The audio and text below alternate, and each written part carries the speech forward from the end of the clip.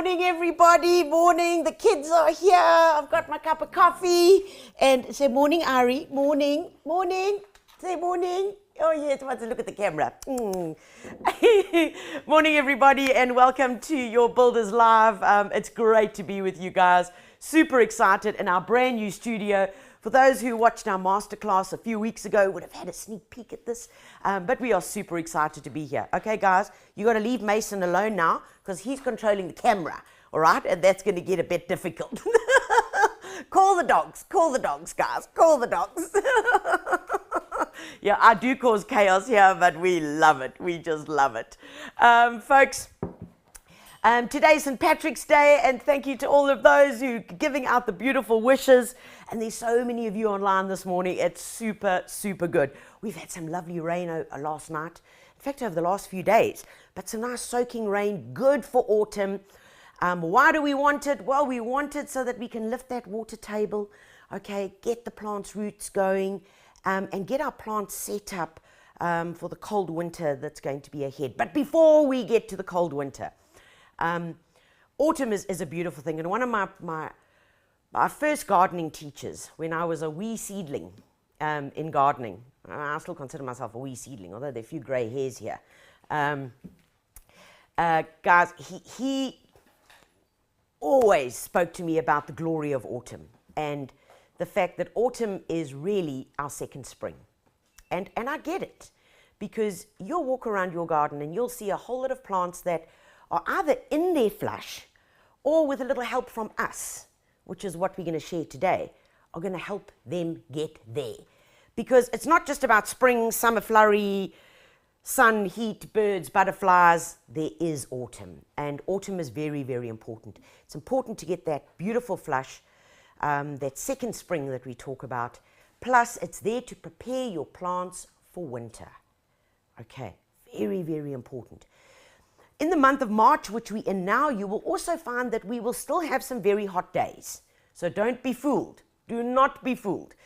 We are going to have some hot days, which is great, because we want as much growth as we can get now in this last flurry before the winter sets in. So enjoy it while it's here. It is a beautiful season.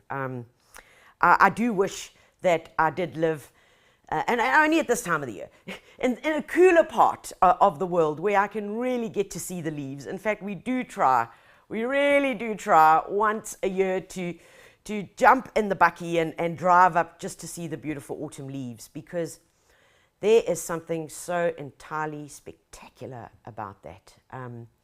It's God's way of decloaking, decloaking the trees and getting them ready. And those lovely crimsons and all those colors. It's very morantic. It's very morantic, but it's beautiful. Guys, let's see who's here this morning. Richard is here. Good morning from Fisher. Good morning, Richard. Good fish and chips. Jem, good morning.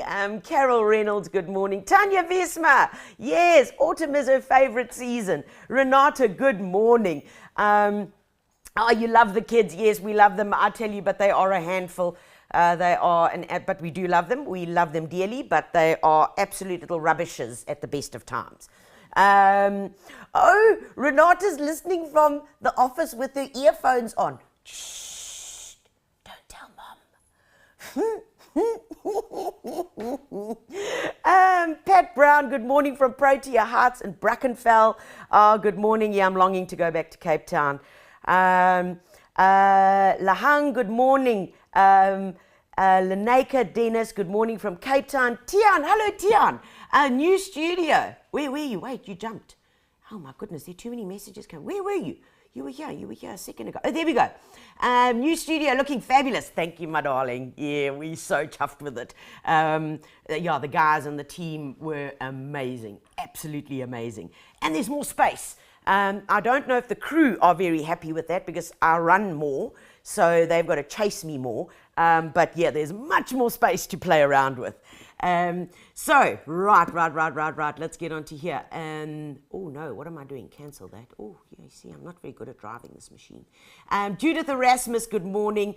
Lita Hartman, Sandra Palmer, Debbie Burton from Leisure Bay, Christina Marks, good morning. Fiona Marais, Who else have we got here? Let's go down. Oh, you guys are here. I'm so chuffed. Man, Fran, good morning from a cloudy Howick. What needs some of your banter to shine some sunshine into our gardening lives? Oh, come on, we all got it in us. Someone's got to be the fool and someone's got to be the clown. And yeah, I chose me, but you can choose you. You really can. Lars, I'm gonna try this. I'm gonna try the surname. Lars Lazaklaheimen. That's a very long surname. Good morning, Celeste from a cold Joburg, Barbara Mudley from Durban, Catherine McKay from Bloubergstrand, Alicia Alberts from Cape Town, Vanessa Tiddy, avid gardener, and Alicia Alberts. Good morning, everybody, and it's really good to have you with us. So, let's get into it. I'm going to pop down my coffee, and let's kick it off. Right, guys. So, second spring, yes, you might have, and you will have a lot of plants in your garden right now, and hopefully some of them that I have will be the ones that you have. However, if you don't, I want you to think about the plant. Look at the structure of the plant, look at what it's similar to growing in your garden, and then you're going to adopt the same methodology that I'm speaking about this morning. So what we're going to cover today is plants, number one, how to prune them, how to look after them, how to nip them, just to give them that little bit of extra oomph, a bit of autumn dressing. We're going to talk about some tools, and then I'm going to show you, and finally, with some awesome agapanthus that is time for dividing, because autumn is one of the best chances that you have right now, your summer flowering perennials. So, summer flowering, let's think about it. Your agapanthus flower right through the summer. So, they have now finished flowering. You might not have dead-headed them. There might be still a few stalks with some like dried flower heads on top. It's now time, if they're clustered, if they're clumpy, if they are not looking at their best, and certainly if they didn't give you the summer show that you anticipated, then it's a good time to do this. But let's get straight on with it, and I want to start off by talking about soft perennials. Okay, guys, soft perennials, and when we talk about soft perennials, there's a whole lot of plants that can come into this group. So these are the plants that we generally buy as what we call fillers. So what I've got here are the most amazing coleus, and I'm actually going to do that, and I'm going to show them to you here. I mean, guys, in fact, if you don't have this plant in your garden, whether you are in Gauteng, whether you're in the Free State, whether you're in Limpopo or Pofadder, get this plant. It's called coleus. I won't even say they're recent. They've been on the market for probably about 8 years, but more and more people are warming up to them because simply of their beautiful, vibrant colors. And I love this lime. This lime jumps out at you. The beauty about these plants is that you can plant them now. If you live in a frost area, so if you live in an area where it's going to get cold, you know you're going to be getting frost, can I plant these now? Yes, you can plant them, but know this, that yes, you do need to cover them. They need to get protected by a frost cover. And if you want to know how to deal with frost cover, but you only need to worry about that a whole lot later. But if you do want to know, make a mental note, tie your shoelaces in 4 different knots, because go onto the Builder's YouTube channel and there's a beautiful clip there on how to deal and how to keep your plants warm and protected during the winter months. But Coleus will frost. If you're in the subtropical, if you're in the coastal areas, which is frost-free, these guys will go right through. And it is a true perennial.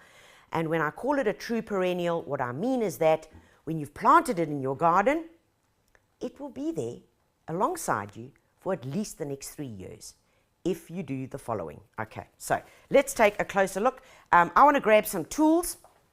And of course, one of our most important gardening apparatus that we are going to need at this time of the year is our tools. Okay, now guys, in fact, come along here. Just come along here. I want to show you something here. Let me get my water out the way. If your tools look like this, no, Yeah, come on. I know. Look, the spring, oh, this one's still got its spring. Caramba. Okay, this is my set of gardening tools that I keep for demonstration purposes. You see, do they look like this? Look at this, rust, missing springs. Oh my word, I've even got one handle here. So please use this time to go and inspect your gardening tools before you get the urge on Saturday morning or on Friday evening or even tonight to run out and start pruning and snipping and getting your plants back into shape. Please make sure that your gardening tools are okay. It's so important, guys, because these are the tools of our trade. These are the things that we need to make us better gardeners. It's like, and you might be saying, oh, Tanya, that's just a sales gimmick. No, absolute nonsense. If you've got the right tools, you make the job easier. I mean, have you ever tried to cut through a branch this thick? And I know you have. I see you there. I see you. You've taken your secateurs, you've opened it as wide as it can possibly go. You've pushed it across that branch. Like, you forced it into that branch. And then you've even done this to try and cut through it. You think those cameras are for security? Pah, I'm watching you. I watch you. So come on, guys. It's so important. I know we abuse them. We throw them on the floor. We leave them outside in the rain. Oh, I mean, I can tell you 100 stories. I've done the same. But have respect for the tools of our trade. Make sure that you clean them properly. Make sure that you look after them. And certainly when we talk about cleaning, that's after you've used them, remove any of the sap. But I do want to give you a quick tip that on our YouTube channel, on Builders YouTube, we have got a really good clip on how to deal with tools that look like this. Okay, we'll bring them back to new, back to life. And the other thing I want to show you while I'm here, in fact, I was dealing with a pair of garden shears that were rusted to death. Now, have a look at that science experiment in there. Ooh, yummy.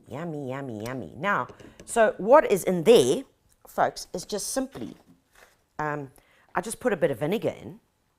Popped a bit of vinegar in there, and I just put these rusted pair of clippers in there, and I left them for about a week. And this morning, as I was walking around the garage, I thought, oops, forgot that. But look what happens. It takes off all the rust. So that's the rust. You see how it reacts with the vinegar. And then all you do is a good wipe down. I mean, look at that gunk. Ew. Okay, just wipe it all off. Then give them a good oiling. Just with a general purpose oil and a good wash, sunlight liquid, and your guys are good to go. But I need to clean this up a bit more. But that's if you've got really rusted guys. And I know you have. So I'm going to put my science experiment away over here. So let's go back over to the coleus and let's show you how we're going to deal with this guy. Okay, so coleus. Now, in terms of coleus, what other plants, if you don't have these in your garden, what other plants so that you don't say, oh, I don't have these, so it's not going to help me. No. You have got plants that are similar to this. And plants that you might have that are similar to this are these. Okay? Beautiful New Guinea impatiens or sun patiens. Now, there are two different types. You'll see a label on them that's actually got a little sunshine. That's the sun impatiens. They can live in the full sun. Beautiful for summer color in the full sun or the semi-shade. We prefer using the ordinary New Guinea in the semi-shade because it doesn't go through so much stress. But the sun patiens, it's called sun patiens for a reason. It can be in the full sun. Okay, so you can see, let's talk about why I'm grouping these, because they are of similar nature. They've got thick fleshy stems. Look in here, thick fleshy stems. And I can almost, they're quite soft, so I can almost squash it. Okay, look at that. Do you see? I can squash it. So these are the types of plants that I'm talking about. Same with the impatiens. So you see, fleshy stems.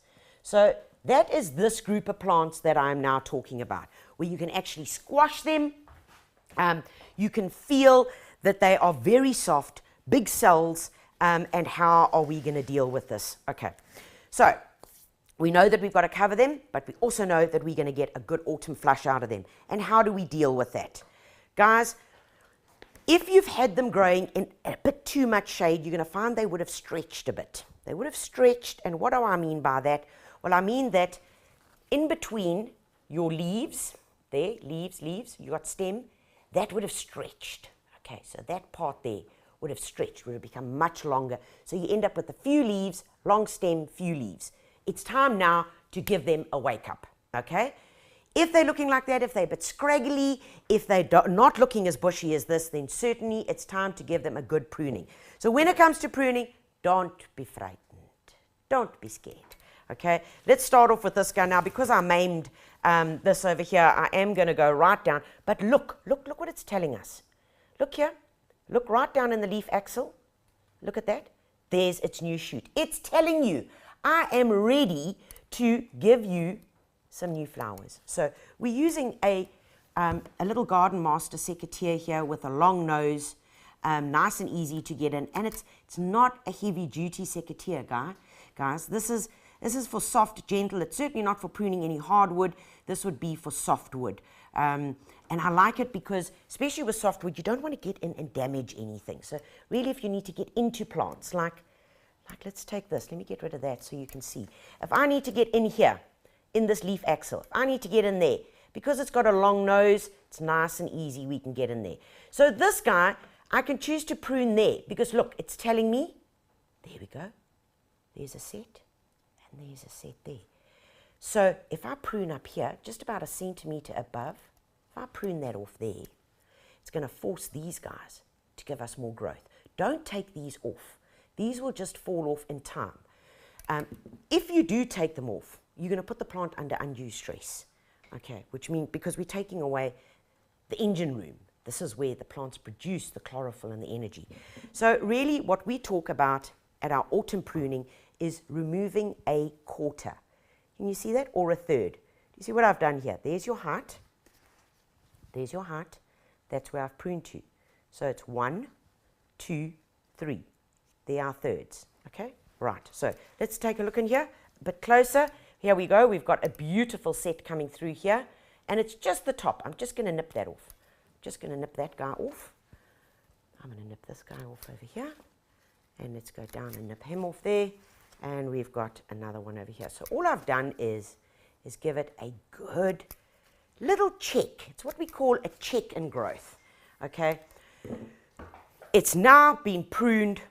We can see all the new shoots are available, are open now to get more light. And what is going to happen is that because we've done the pruning, we have now caused lateral growth. So when you prune, what happens is all of the plants that what we call the plant's growth hormones are now going to push sideways. So your growth hormones, as you take the top off, they get forced laterally. So that's when we call thickening out. And simply, and that's why you'll hear in rose books and in good gardening magazines, you'll hear pinch them, not pinch, pinch them. When you're pinching those little growth shoots, you're forcing the growth hormones down and laterally and making it thicken up. Okay, so that's one, nice and easy. And I'm going to show you a impatience, but I believe there are loads of questions, so I'm going to get to the queue quickly. Let's just have a look. Yeah, there it is. Can one propagate the cuttings for new plants? Okay. So this is the part where, yes, you can. Yes, you can. However, you're not really allowed to. So some plants are under what they called a plant propagation protection rights. It's like a patent. It's like the growers, the intellectual property of the people who have created this beautiful plant, which has taken years and years and years, have created this plant. And look at my hands from that dirty thing. What they've done is they've put like a patent almost on propagation. However, okay. However, no, look, they're all telling me, don't say yes. I'm going to tell you, yes, you can. Their eyes are getting very big back there. As long as you're not going to be selling them, Okay, so don't go and take these and put them in and go and sell them at the Kerk Bazaar down the road, okay? Because you'll get into big trouble. There are very big fines for these. Very, very big fines. So please don't do that. But most certainly you can propagate these, and they propagate really easily. I have no idea how I know that. I have no idea. You know what I'm saying? Okay, anyway. So these I'm going to put in the compost bin now because I'm not going to propagate them. Right, impatiens. How do you deal with impatiens, guys? Also, if they're getting long and leggy, like this one, it's in a pot, it's ready for planting, but I would check its growth as well. I would just give it a little check, and the plant is telling us already. Listen to what the plant is telling you. The powers of observation, guys, are our best friend. Walk around the garden with our eyes wide open. The best time to do that is in the morning with your cup of coffee. So, let's take a look at this bad boy here.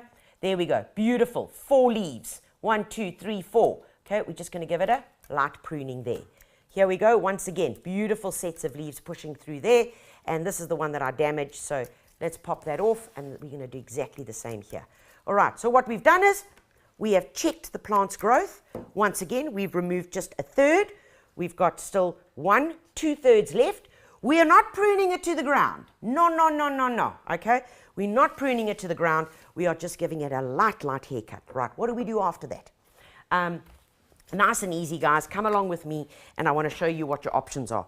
Once you have finished pruning, it's important that we give the plants everything that they're going to need for that beautiful autumn boost. So you've got various options out there, which you'll find at your local builders. You can use a 315 organic, which this is an organic product. It's got chicken litter in. It is not going to burn your plants. Very small amounts around the plant, and give it a good watering. BioOcean, which is chicken litter and seaweed. Once again, small handful around the plants that you have recently pruned. Okay, if it's something for flowers and fruit, does a very, very good job. This one is without the seaweed. And to be perfectly honest, I have to admit to you that we use this by far more than this. This we use in our fruit trees, okay? But this over here we're using for almost everything else. And then this so we'll use this 1 month and then we go with that another month, just to give us a nice good balance. And we're giving a bit of all the nutrition. So that's the deal. Once you've done that, give it a good watering, guys. And if you can, and this is a general rule, I'm going to pop these little bad boys down here. This is a general rule for anything that you have pruned. So anything that you've given a light haircut to, I want you to make sure that you are doing this. So pruning, we've got lots of bits that we need to turn into compost or into mulch. Now, I know that at my local builders, there are at least 3 different types of shredders that I can choose from. Beautiful shredders. Guys, if you haven't had a shredder, hey, what day is coming up? Oh, it's St. Patrick's Day. Go and buy yourself a shredder. If it's your birthday, Mother's Day, Me Day, I don't know what day it is, just make it up. You know, put it in your calendar and then forward it to your husband or your partner and say, look, darling, it's my day today. I need a shredder. If you haven't got one, and you know what, when you start, just the only thing I can tell you guys is just hold back. Hold back, because when you start that shredder up and you put the first bit of clippings or whatever you've pruned through it, it's like, it's like something, and you just want to prune everything. You just want to prune it so you can make more mulch. Truly, yeah, you must think I'm completely kookalooku, but if you haven't done it, wait till you do. Okay, so once you've pruned your plants, then what I want you to do is mulch. Now, there are different types of mulch, guys. You can get mulch from your local builders, which is like this in the form of bark chips. You see that? So if you want a neatish garden, if you don't really want leaves around, then you can use these bark chips. Of course, you can use fallen leaves. And then this is from our shredder. We've been doing a lot of autumn pruning. A lot of getting the plants ready. We have got a pile literally as big as this. As big as this, just down here in the back garden, which is full of all these leaves, bits of bark that have been pruned and put through our shredder to create this most amazing mulch. Now, you put the layer down, a nice thick layer of mulch. So you fertilized first, okay? So we pruned, fertilized, thick layer of mulch. Remember, don't let the mulch go right up to the stem of the plant. Okay, important, because that can sometimes cause a bit of rot, especially on very soft, fleshy plants. So not all the way up, so just pull it slightly away from the stem, okay? But you're covering all the soil. So if there's any bare, naked soil, I want you to make sure that you are mulching it. So there are various options out there, guys. Go out and use it, whether you're buying a few bags of compost. I really don't care what you're using. If you're using leaf mold, if you're using the leaves from the fallen trees, just mulch. Mulch. Much more mulch. And I cannot tell you what this will do to your garden, because you're adding organic content, you're adding good humic content. You're going to increase the microbial activity. Ooh, what's that? Good nunus, good hohos. You're going to increase them. You're going to protect that top layer of soil from the beating sun. You're going to stop weeds from germinating because they're covered. They're in the dark, okay? You're going to stop them from being able to germinate. And if we do have some heavy autumn downpours, well, the soil's not going to run away to your neighbor, okay? Nice and easy. Right, okay, let's put that away there. Let's talk about the little plectranthus. And now what we're going to talk about is simply just, what am I going to call this? I'm going to call this a manicure, okay? I'm going to call this just a little manicure for your autumn plants. So we've got two examples here, two very, very nice examples. This is a beautiful plectranthus. It's indigenous. It's called Mona lavender. It doesn't get any bigger than this, guys. It is a firm favorite. It's one of the hybrids developed and bred in South Africa, which we can be so very proud of. It's got this lovely underside. Ooh, look at that, look at that, look at that, how sexy it is. One of my favorite combinations in the garden is this, okay? Mona lavender. And next to it, oh, where are you, where are you, where are you? Next to it, I put this lime.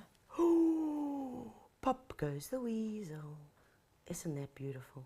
Look at those colors.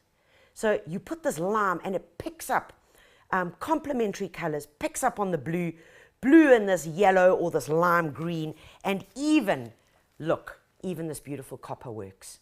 So under trees, morning sun areas, man, they are just wicked, wicked, wicked, wicked.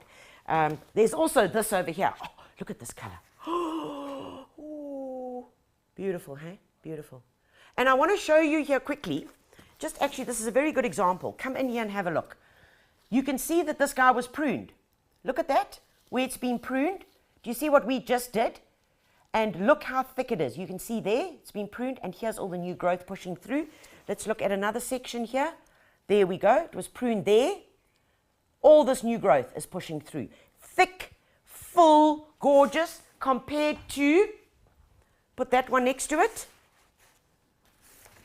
Can you see why it's important? You cannot compare these two. Pruned, just been pruned. So this guy is going to end up looking like that. Lots of beautiful foliage. Makes sense, eh? Okay, right. Good example. I only noticed that now. Right. Okay. Plectranthus, indigenous, semi-shade, or full sun. Once again, all this plant needs is just a little help along the way. So this we are not going to do a heavy pruning to at all. It's got a thicker stem. Okay. Thicker stems means there's more cambium. It's going to take a quicker time to recover. We know that autumn is not long. So all we want to do now is just help it along and give it just a little perk, little pick-me-up. And all that we do here is literally, this is where the flower was. It's now finished. There's the flower stalk.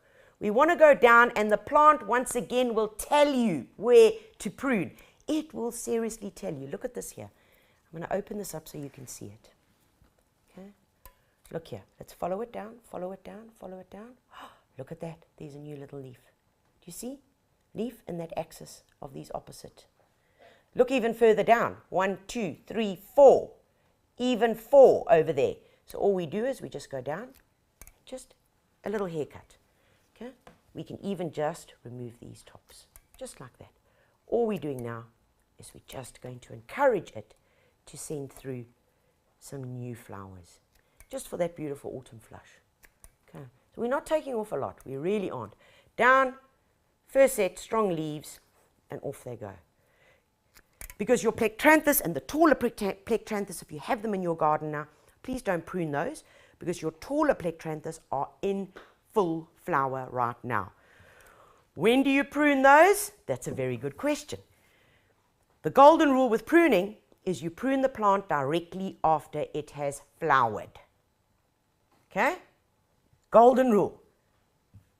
Okay, so what? Give me an example. Give me an example. Okay, so we've spoken about the plectranthus. Directly after flowering, it's happening. Directly after flowering, we've given it a little prune. Okay, what other plants fit into that? It's a very good question.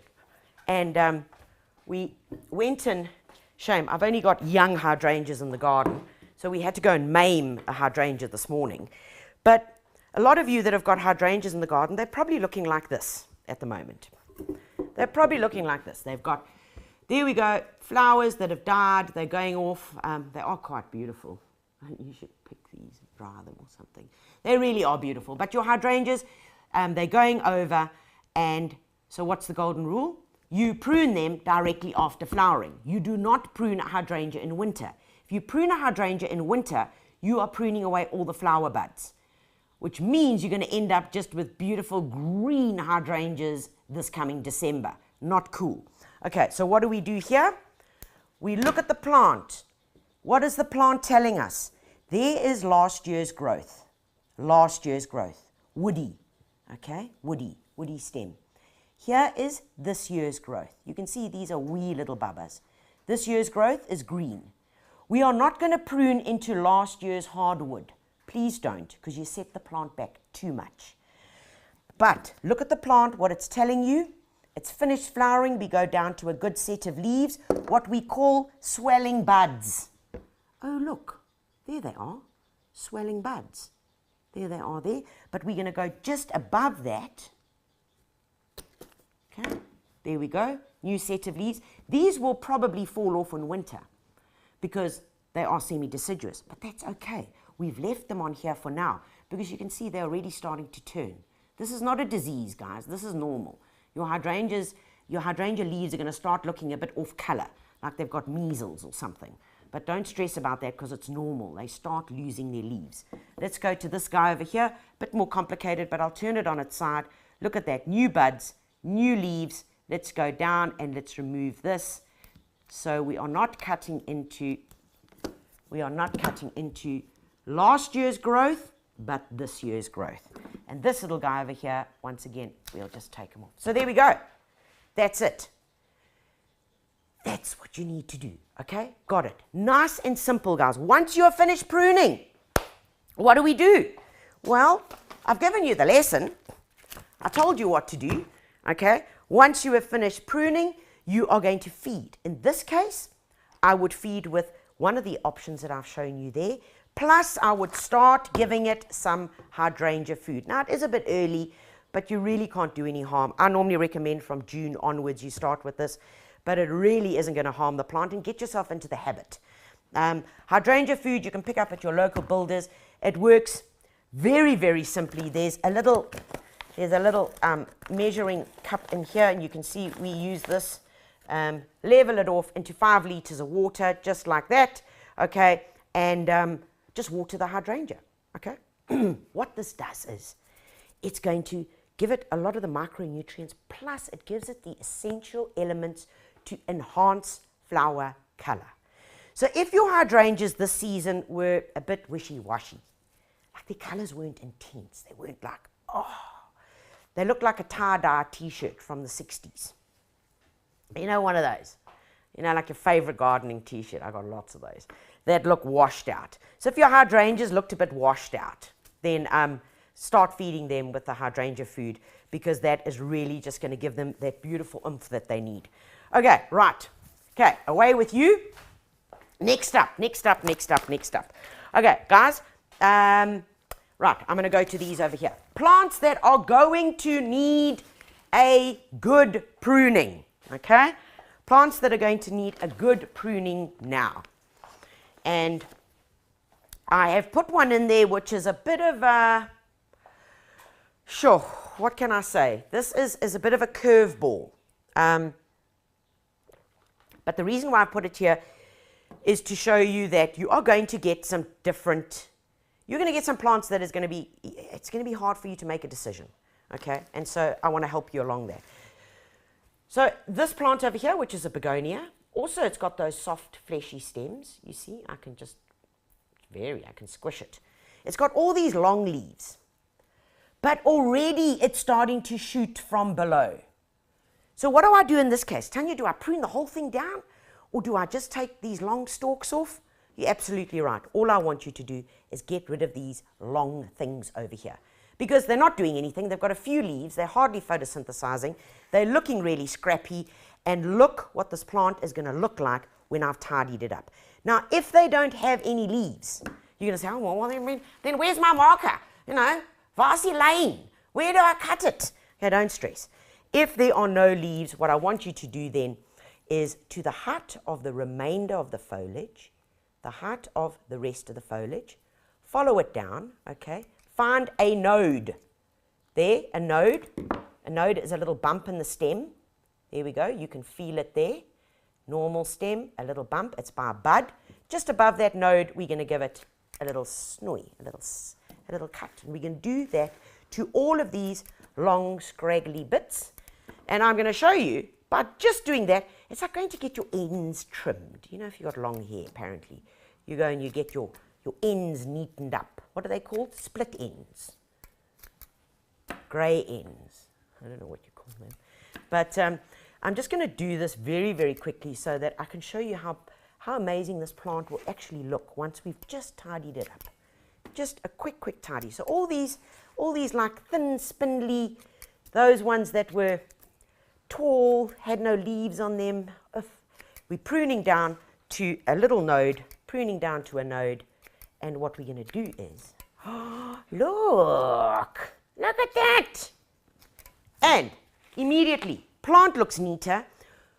This foliage and flowers that was lower down in the lower canopy, almost halfway down, are now being exposed to light, which means if they've got light, they're going to grow.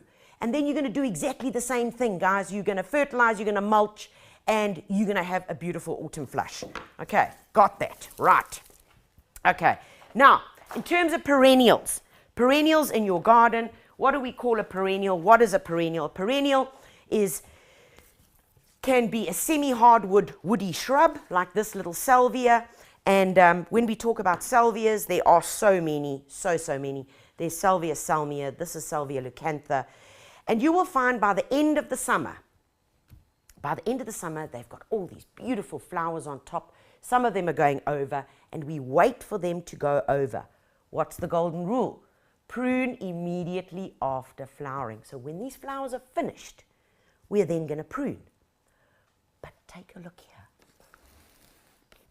Look inside here. The plant is already telling us, guys, help me. Help me. Let's get these guys away so that all this new foliage can start pushing through. Okay, because that's where it all happens. So this is what I call quite an aggressive pruning. Okay, and it's important that you do it. And please don't get all stressed out that we're going to kill the plant. Okay, we're not going to kill the plant, because this woody shrubs have a bigger, deeper root system, stronger, and they are meant to do. Remember, in nature, things come along and eat these things. Okay, eat them, or fires go through them and burn them and takes all this away, and then the new growth starts up. So we're actually doing the plant a favor. All right, so what we're going to do is we're going to prune these, and actually look here, right at the base, just tucked in here, right at the base. Look, there's a little shoot. It's telling you, help me, give me a good start. Come on, guys. So just above that, nice snip over here, get in there, and I'm using a more robust secateurs here. So this is called an anvil. He comes down hard on this lower blade here. Really good in terms of getting into bigger things, heavy duty. So this is heavy duty pruning. Okay, so all we're going to do is we're going to take all this away. There's a little bud pushing through there. So I'm going to get rid of the spindly growth we don't want. So get rid of your spindly growth. It's not necessary. Okay, get rid of it. Right. There we have it. Now, if we had waited for this to finish flowering, which you are going to do, you're going to wait for this to finish flowering. By the time this is finished flowering, these would actually be here. So in real time, if we were pruning this exactly at the right time, these leaves would be up here already. So it's not going to look so hectic. Because I know some of you are going, oh, and you're choking on your coffee. Nee, ek maak hom nie dood nie. Nee, rustig wees. Moet nou rustig wees. Okay, and these, you are then going to put through your shredder. Okay, so let's get this guy out the way. All right, next up, roses. Woo, caramba, roses. Okay, roses, guys, we can get a beautiful autumn flush out of them, really. And now we want to give them a good feeding for their second spring, which is your last autumn flush. This is a knockout rose, probably one of the most resilient.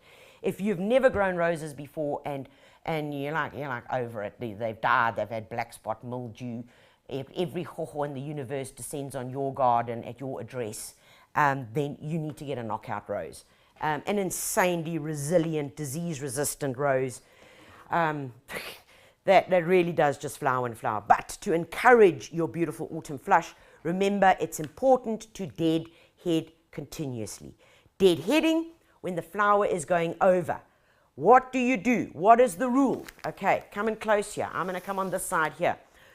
What is important is that you go down to not the first set of leaves. I want you to go down to where you find 5 or 6 good leaves. Okay, let's count. 1, 2, 3, 4, 5. There's the 6th one coming. That's your rule. Here, 1, 2, 3, 4. No, that's 4, not 6. Down to 6, just above it, nip it off. Now, it's got enough strength, enough leaf surface, enough chlorophyll in those 5 leaves to be able to push through to give us a beautiful autumn flush. Let's look at this guy here. Another example. He's going over, past his sell-by date. Where's my first 5 or 6? It's not there. It's not there, but it's there. 1, 2, 3, 4, 5. Just above it, away it goes. All right. You follow that principle through on your long-stemmed red rose, you know, the one that we all wish to get given. That one, you follow it through with your floribundas. That's what I want you to do, folks, and a good feeding to whatever rose fertilizer you prefer. In terms of what you can use for roses, Vigorosa 515 is fantastic. We alternate with Vigorosa, and we also do use some BioOcean. Plus, we use some multi-grow. Now, multi-grow is this over here. And multi-grow, what we use it, we actually use multi-grow as like a little tonic. You know, when you're feeling a little, like a little down, you know, you just need a little pick-me-up. Is that we mix multi-grow into a knapsack sprayer, or when we are spraying preventatively for fungal diseases, is that we use the multi-grow. It is full of good stuff in here, guys. Really, really good stuff. It's got zinc, it's got molybdenum, it's got calcium, it's got iron, it's got a lot of trace elements in it. So what we do is a capful of this, just a capful, into 5 liters of water. And we use this as a foliar spray. So foliar spray means it's going directly onto the foliage. So as the plants need it, and it goes straight into their stomata, okay? Unlike a granular fertilizer that you're putting around the base, which still has to go into the roots first and then get taken up and transported to the rest of the plant, which is why we really do encourage you to use both types of fertilizing. Okay, I see there's some questions. Must I jump to those questions? Okay, let's jump to these questions. Pat, can I do this to the goras? They've got long and spindly. You're on the money. Yes. Goras, perfect example. Grow. And they just start falling over. You've seen them in your garden. They grow, they're looking like great. We have a little bit of rain and hang die ding so.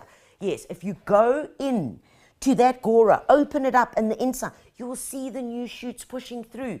It's telling you, give me a chance. Get rid of all that old stuff, okay? Straight cut or an angle cut. Oh, let the debate begin. Let the debate begin. Guys, it should always be an angle cut. Really, it should be.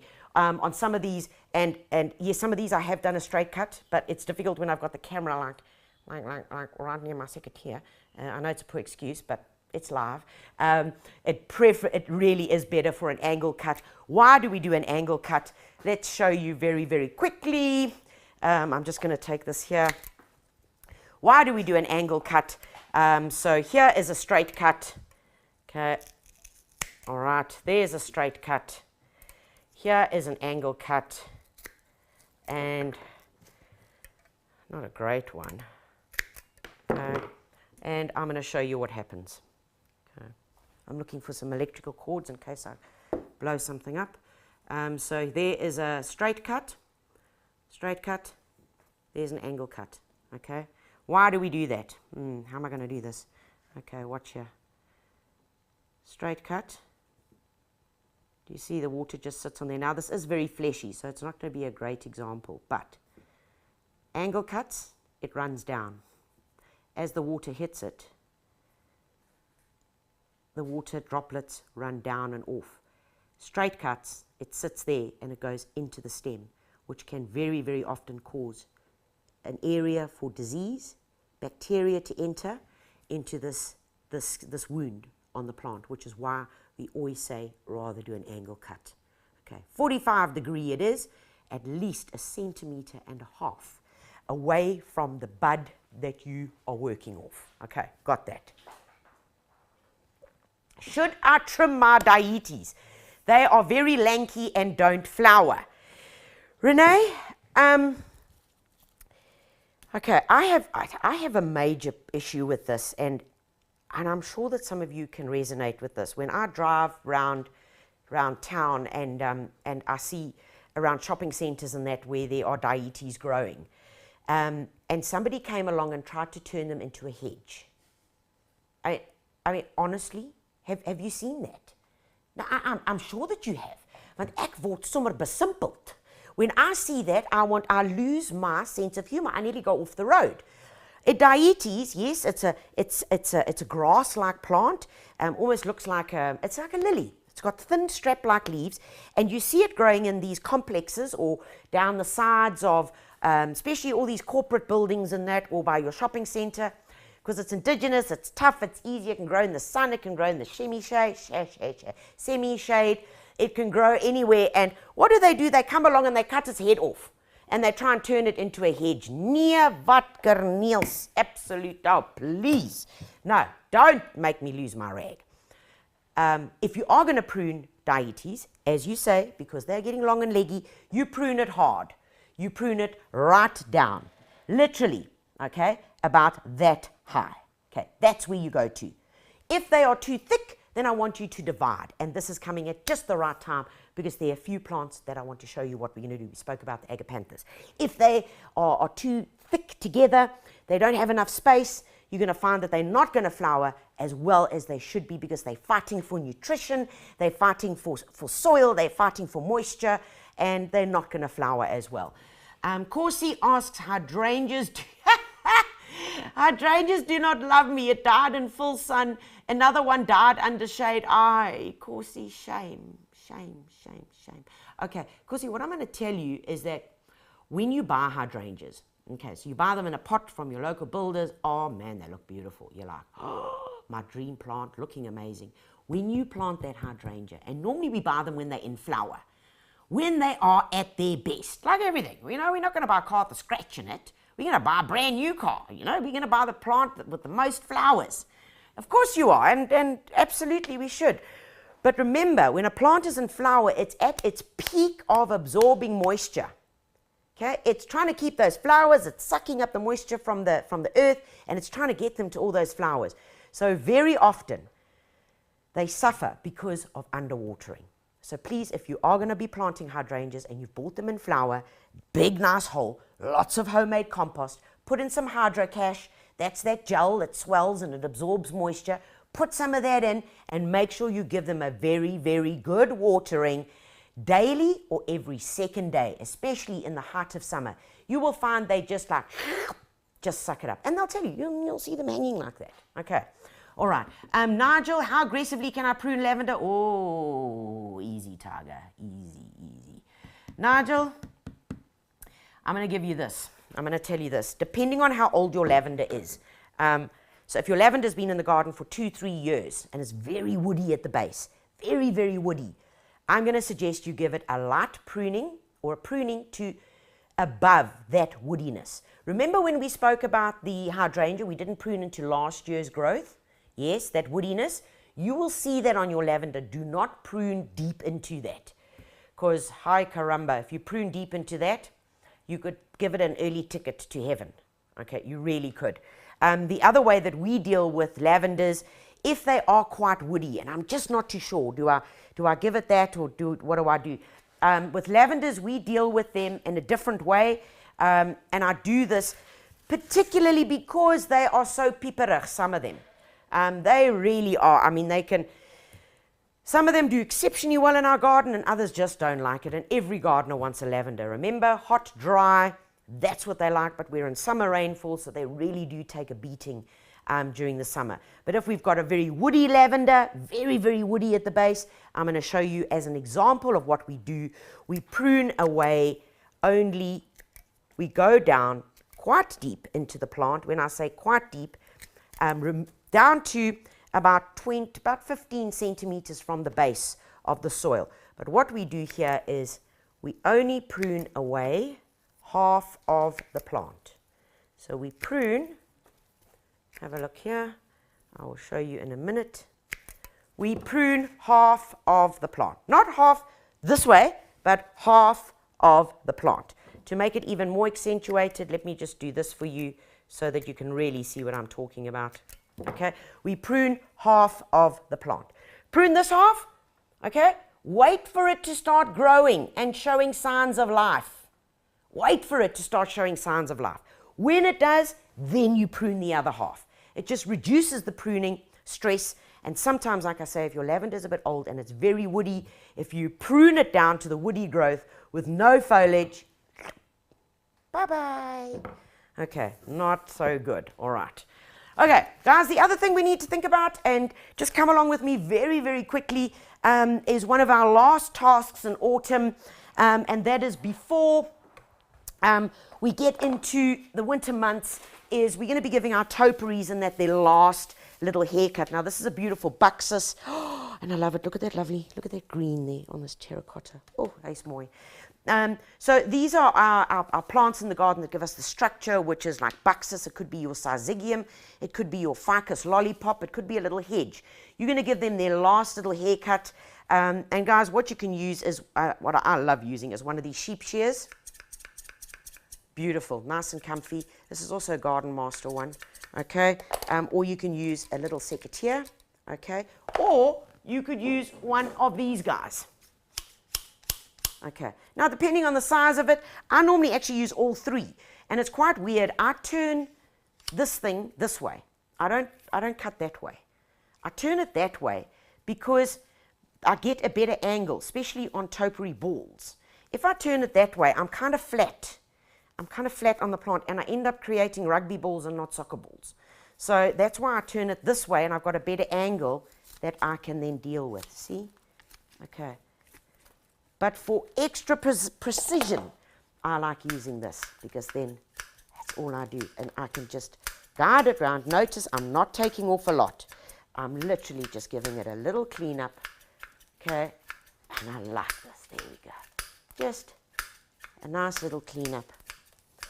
Okay? Last cleanup just before our autumn flush. So we'll get a lovely autumn flush out of this. Lovely new green leaves. And then it'll probably remain quite stagnant during the winter months. So those are your topiaries. Remember, get the tools of your trade, and certainly don't try and use a pair of secateurs to cut any really, really big things. Okay, right. Last thing we're going to do, guys, and this is going to be a really big mess. So I am going to, okay, let's answer these last two questions before I make a complete mess. What is a good liquid fertilizer, Tanya? I can't use Bio-Ocean anymore because our dog loves it too. Simon, I'm sorry. Okay, I hear you. So as a liquid fertilizer, I would use the Multi-Grow. You can get it at your local builders. That's the one I just showed you here. There's the multi-grow, all right? And as a substitute, if you can't use the Bio-Ocean, I would look at one of the Telborn products. One of the Telborn products is almost a powder, so it's more difficult for the dogs to eat up. It's not like a little pellet that says "eat me." So you could look at that. Also, what we use as well is we use Atlantic Bio-Lawns. Bio-Lawns is a powder. It's actually in a powder form, but it is a very good general feed. And if we are worried that the dogs are going to get into that bed and like chomp everything and eat the pellets, then sometimes I do use the Bio-Lawns as a feeding around the plants because it isn't a powder form. But multi-grow will do a great job for you. Okay, right. Okay, I'm going to do this here. There's one more question here. Can you recommend the right fertilizer for an avo tree? It's about 2 years old and not doing well. 100% avo trees, make sure you mulch them. If these are the leaves, the outside leaves, the furthest most leaves of your avo tree, this is the stem, okay, all the way from there to me, all the way around, okay, all the way around. And that entire area, I want you to mulch it. Avos have a very surface root system, very, very surface. Those are where the feeding roots are. Fertilize it with Atlantic flower and fruit, makes sense, flower and fruit, thick layer of mulch, and give it a good deep watering once a week. Deep watering once a week, and you will see splendiferous results. Okay, I'm moving this here because it's about to get nasty. So let me get the tools that I'm going to need, and we are going to show you one of the most important gardening tasks that I want you to get into, and this is called dividing, and this is going to be for all of your perennials, what we call our leafy perennials, which are not doing so well. So in other words, caramba, can you see me? Here I am. So guys, this is a big clump of agapanthus. It's a monster. It's a monster. Oh, the glass. Right, move the glass, Tanya. Right, move the glass.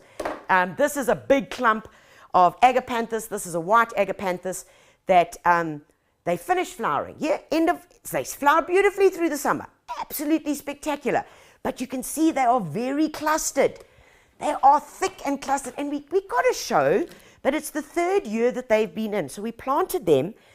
They've been in for 3 years. If your perennials have been in for 3 years, like your agapanthus, whether it's your mini, whether it's your tall, whether it's a hybrid, whether it's your dietes, whether it's a flax, a formium, a flax, pay attention to those and have a look at them. If they haven't performed for you, then it is time that they need to be divided. Now, very, very quickly, this is how you do it.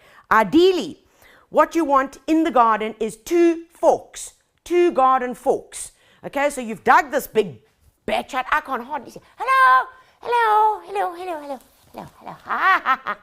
There you are. Okay, so 2 garden forks, all right? So you've dug out a big clump like this. Then you take the 2 garden forks and you whack one in here, all right? 1 garden fork in here and the other garden fork in here. So they're almost back to back. Can you guys see anything there? They're almost back to back. Pop them in here, push them in through, and then you take the forks and you pull them apart. And when you pull them apart, you will open up this mess that's in here. Okay, now, if you do not have the strength to do that, then you can use this. Now, I'm going to move this over here. What you then do is you get one of these guys. This is my Captain Hook gardening piece of equipment. It's fabulous, guys. It's fabulous. It's actually called a weeder, but we use it very rarely for weeding. We actually use it mostly for pruning.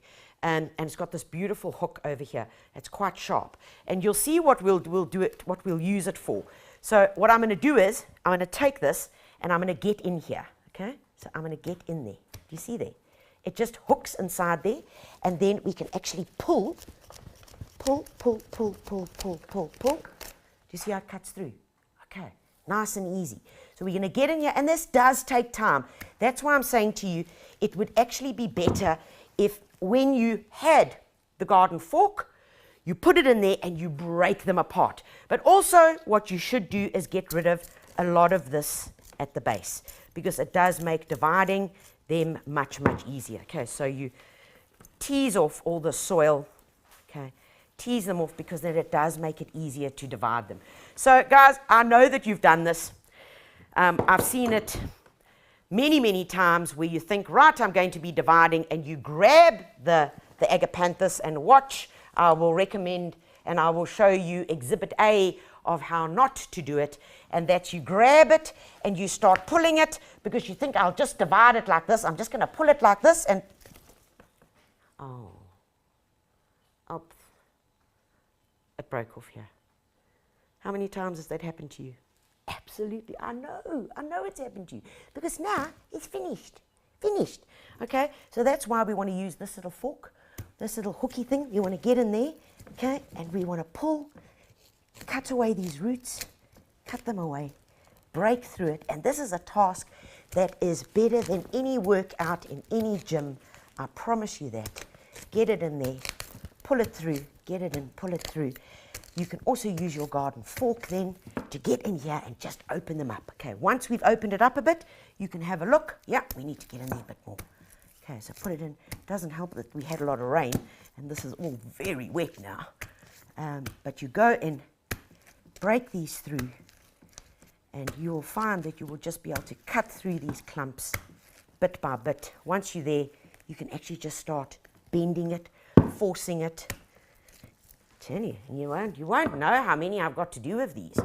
Oh, caramba, this is going to be a really, really big job. Once you have loosened it enough, get your hand in there. Do you see how I got my hand in there? And then you can pull, and look what we've got. There it is. Beautiful clump. Okay, we've divided it, singled it out. I wouldn't divide it any further. I really wouldn't, because you're going to put this plant through too much stress. Okay. We've got a new shoot coming through here. Look at that beautiful bulb over there. Lovely roots. If your roots are too long, cut it. Cut them off. Reduce the root height, because that's just going to help. It's going to help transplant stress. Prepare your soil well.